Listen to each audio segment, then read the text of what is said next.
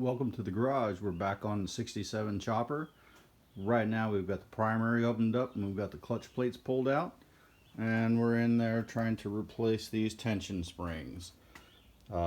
We had installed these upgraded ones, these red ones. And these were the original ones that were in there. They're considerably different. And the wire's coated, so they're thicker, a little bit longer. And I think we just had too much spring tension, so we're going to go back with the original ones. We're going to get a good adjustment on this. These are the little brass caps that go, on there like that. And then you put your clutch plates in. They alternate. Friction one goes in, and a steel one. Keep going alternating. And then this thing goes on over here, over those three studs. And then each one of these goes down in and lines up the little tang with that notch, and you adjust those, and you guys can follow the book on how to do all that. But I believe what I was running into is every time I try to start the bike, with this bike they recommend that you kick it over, drive with the no ignition on, to break the clutch plates free when you start it. That way when you go to take off and drop it in gear, you don't get grinding, and the clutch doesn't you won't stall. So that way your clutch plates are just engaging, because they're notorious, they stick.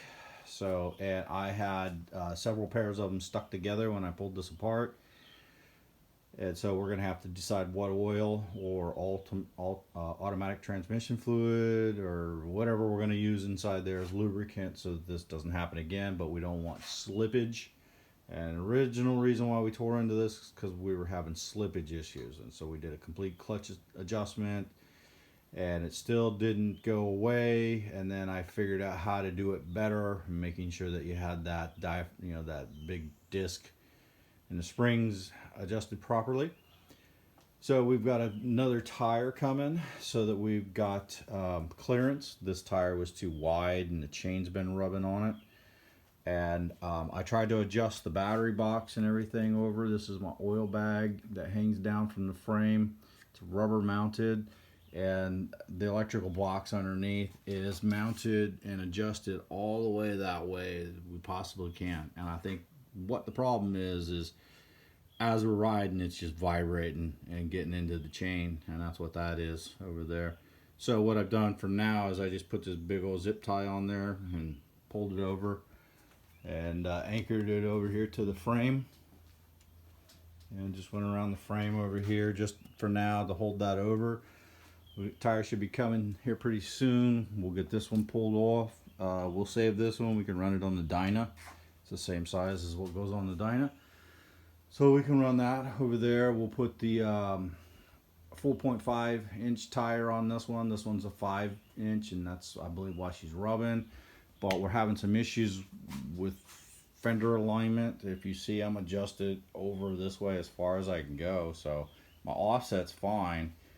I'm about as far this way as I really can go without getting into my fender and all that, because I'm real right on it. If you look up there, you see how it's right there at it, and it's actually this sidewall sticking out. So I think the 4.5 is going to run a little better on there. And at least hopefully we'll get the clearance that we're looking for.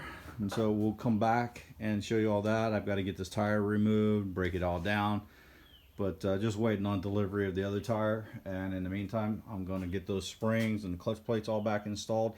Oh, we also did primary chain tension. We got that tension. It was pretty loose and slack. And what you want to do is, we got the primary off, and you get up in here and take this bolt out, and then there's a flat blade screwdriver adjuster inside, and that adjusts this rod. And you righty tighty, lefty loosey. So righty, it tightens the chain, draws this back and puts tension on it, and gives you a little more tension. So I have way too much slack, and so we've got that taken care of. We've been looking to make sure that we don't not notch too bad on the clutch. We've got a little bit of grooving and notching up in some of these upper grooves, but all the plates go in and slide back and forth pretty good, so no issues there. We'll be back once we get the clutch all assembled and the tire off. Stay tuned.